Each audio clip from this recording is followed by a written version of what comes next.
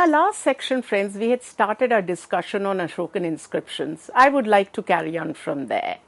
If we classify Ashokan inscriptions, we can divide them in the rock inscriptions, pillar inscriptions. Rock inscriptions are major and minor, pillar inscriptions are major and minor, and then we also have cave inscriptions. Look at this picture. This is a picture of plotting of inscriptions on the Indian subcontinent. You can see so many of them, and if you look at it, you get a sense of the spread of Ashokan Empire, the Mauryan Empire. Almost the entire subcontinent is under his control. Also, if you look at some of the major inscriptions like Shahbazgarhi and Manshera in northwest province of Pakistan, we find it's an important located on an important pilgrim route and was on the main road running from northwestern frontier to the Patliputra. Kalsi in Dehradun, Uttarakhand is also at the foothills, possibly controlling trade between the hills and plains.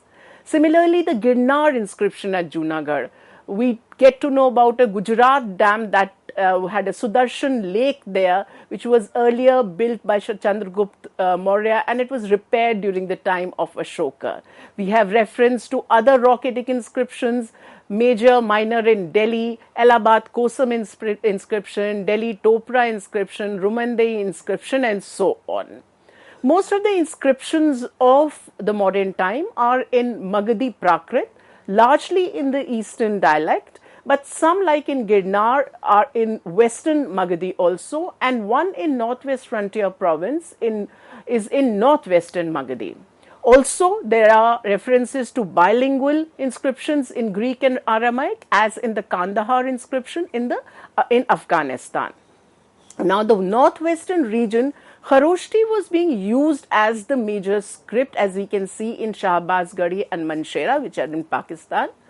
We really wonder multiplicity of language and scripts. Why did they come up? They seem to be a part of modern administrative policies. Friends, in midst of all this, I just forgot to tell you that the earliest of the inscriptions, modern inscriptions, was actually deciphered by James Prinsep in 1837, and a lot of major work was done by the Asiatic Society of Bengal in the 19th century. Coming back to what could be the rationale of multiplicity of language and script, it gives us a clear influence of the Achaemenid model.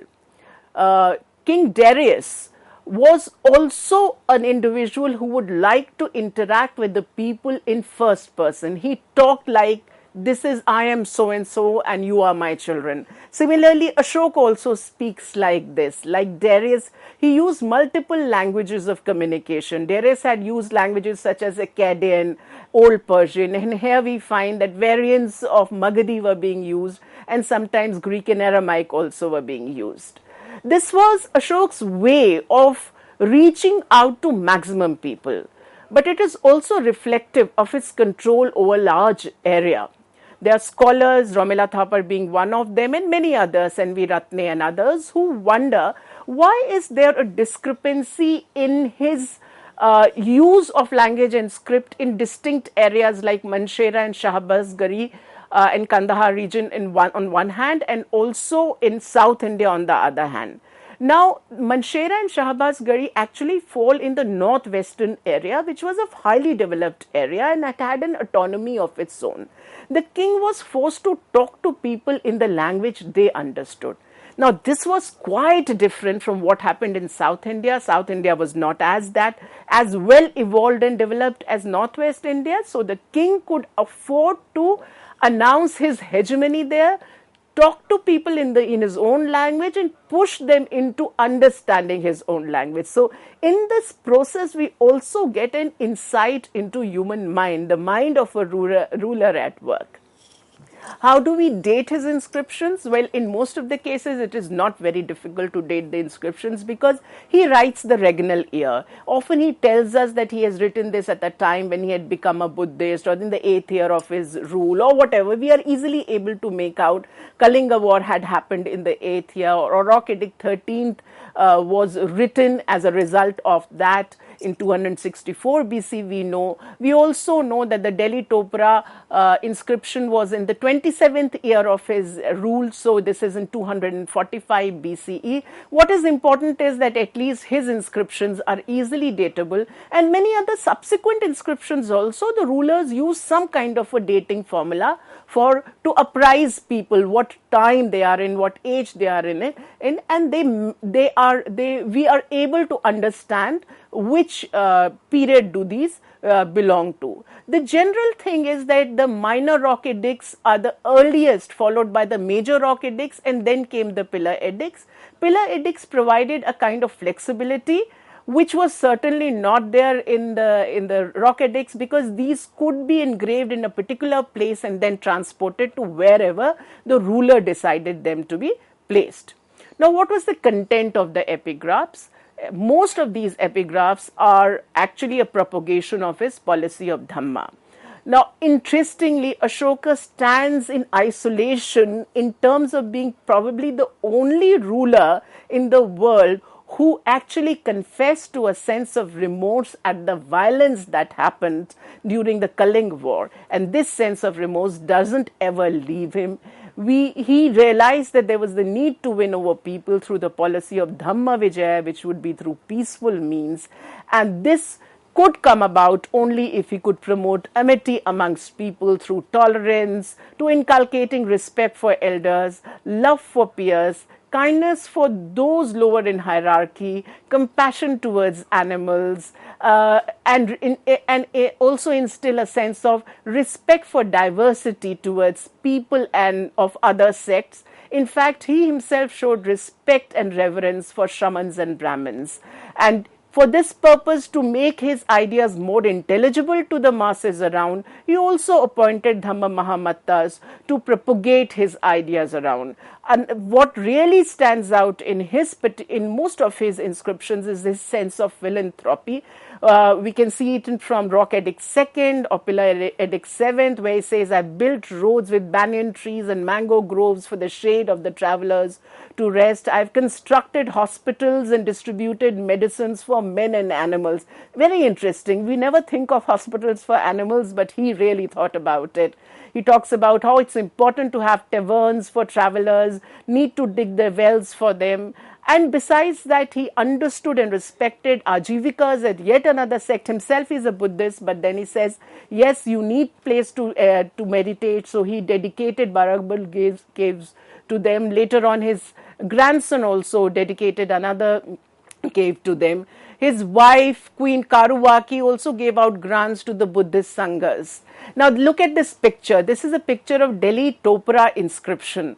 This particular inscription came towards the end of his reign in the 27th year. That is around 245 BCE, and there he is actually reflecting on his policy of Dhamma and on his philanthropic programs. How much have these been a success? It's written in a running style across the circumference. It's very majestic. It was actually put in Topra, which is in Haryana, and Firoz Shah Tughlaq got so obsessed with it that he got it from there and placed in what is referred to as Firoz Shah Kotla today. It's there. He also employed many Brahmins to read it if possible, but they could not make anything out of it. Anyway, the intent was that it should reach out to the maximum audience. You must be wondering that how many people were really literate to read all this. You're absolutely right. We would not have many people who can read it out. So there would be a modus operandi of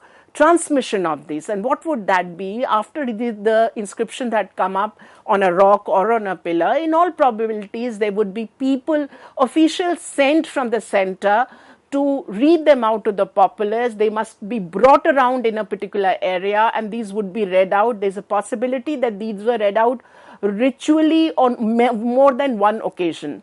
I had once visited the Jogad inscriptions which are there in Odisha, and if you were to see the rock on which these have been placed, it's very close to a plain ground underneath, and it would have become very easy to collect the people on the ground and make an announcement from the top. The top was almost like a podium there.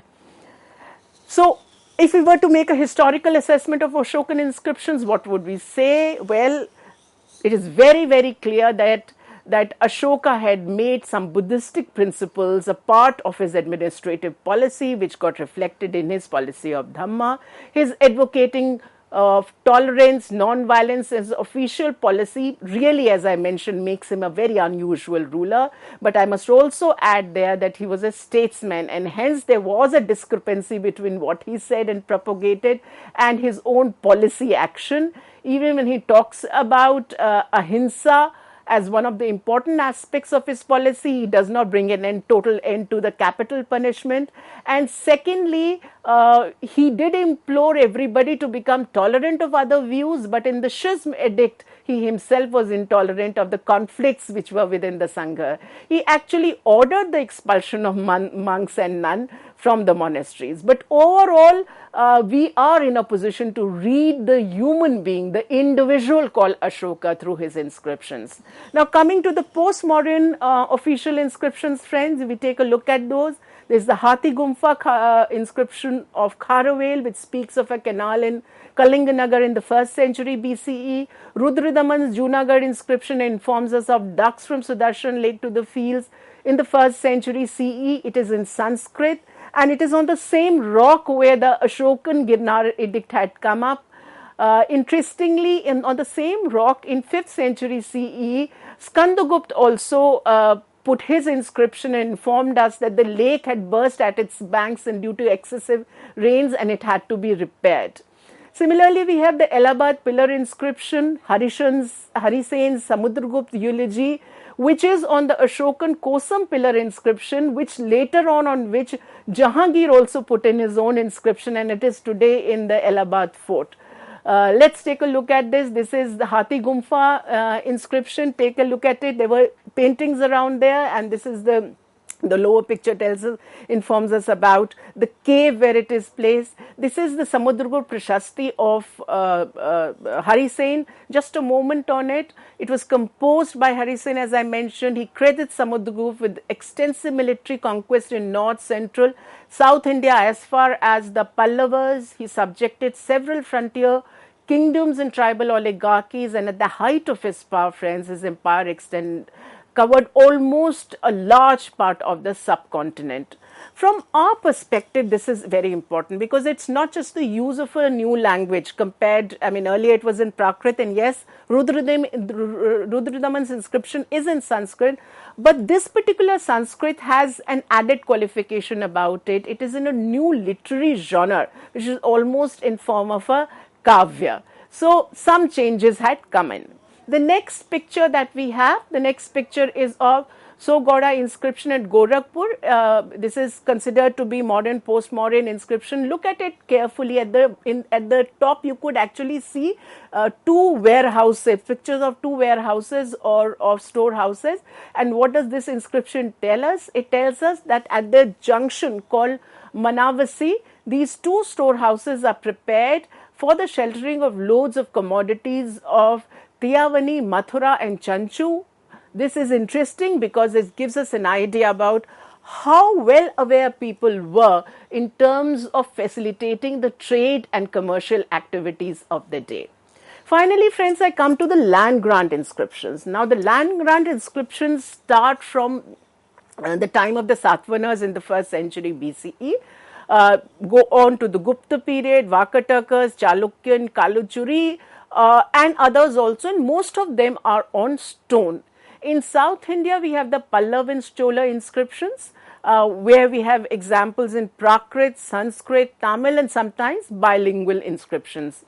Many are temple inscriptions on the walls of the temple, which are result of the Devadana grants. The Devadana grants were made to the temple, so the entire inscription is recorded on the walls. But along with that, many copper plate inscriptions came up. Look at this. This is a copper plate recording of land grant, which is partially in Tamil and in Sanskrit. Similarly, we have this Pallav land grant inscription, which is ascribable to 753 CE and records the land grant made by the king of a Pallava dynasty to a local Brahmin. The grant was recorded on 11 copper plates and was strung together by a copper wire. but most important, it was a stamped one. It was stamped with Pallav royal seal, which was a bull and a phallic symbol associated with god Shiva.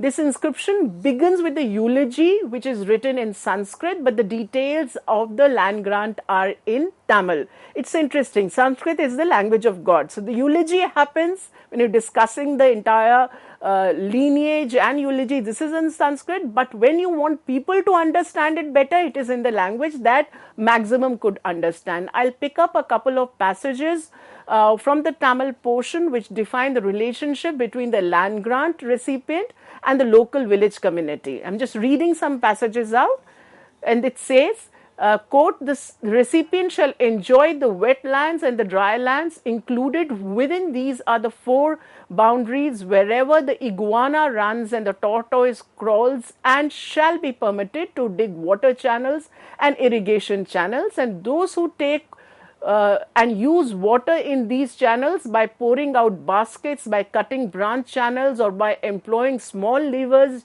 shall pay a fine to be collected by the king." Very clearly, not everybody is allowed to use it. So, and it also goes on to say that the recipients and the descendants shall enjoy the houses, the house gardens and so forth, and shall have the right to build houses and the halls of burnt tiles. So details, each and every detail is given into it.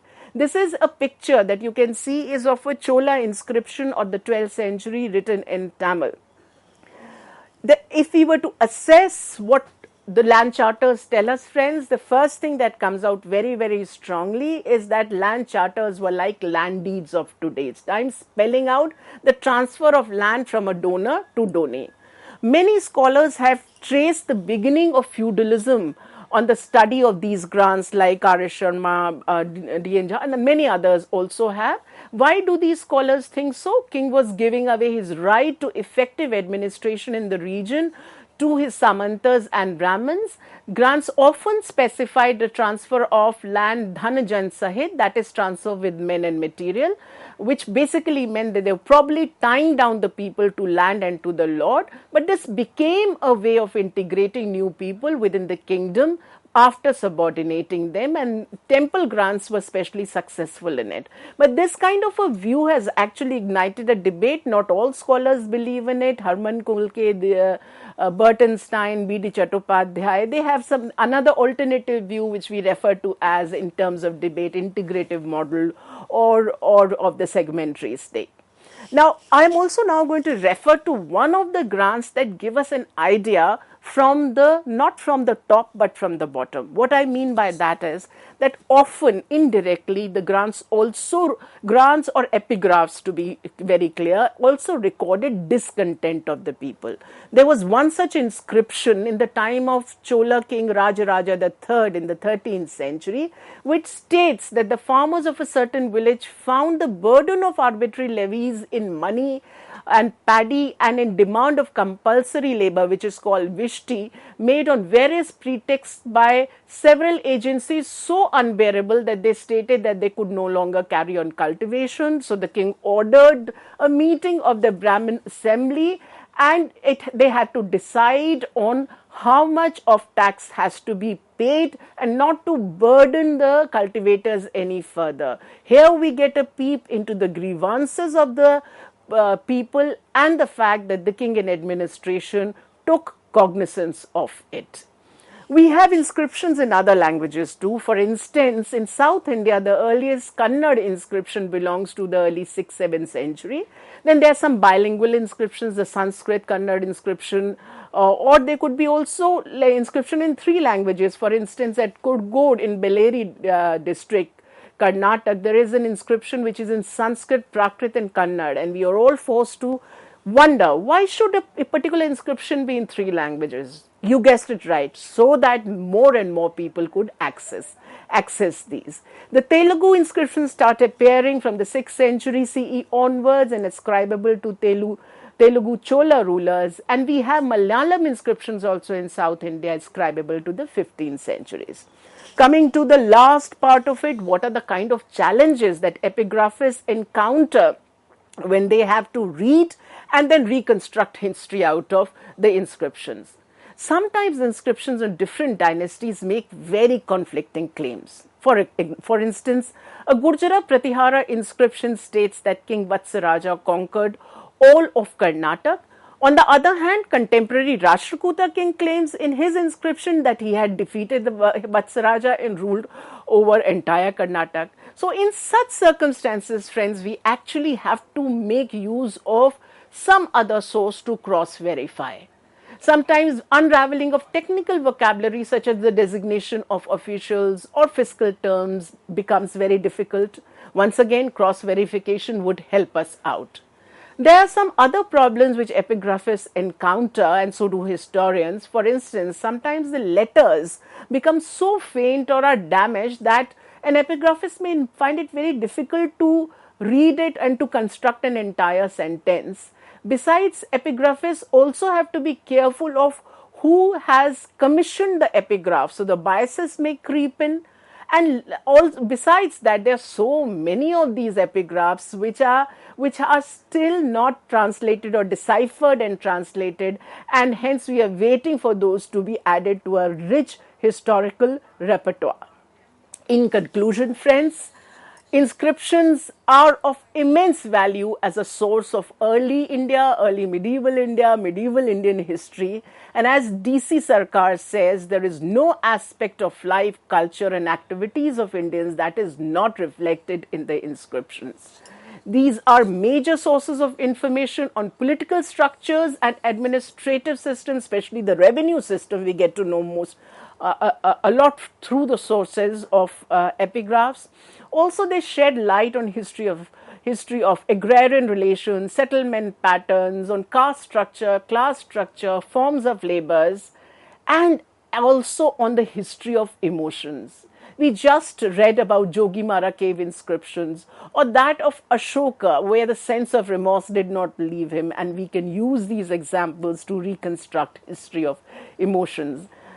Sometimes the inscriptions also give us a peep into performing arts of the day. For instance, the 7th century Kudumiya Malay inscription gives us musical notes used in the 7 classical ragas.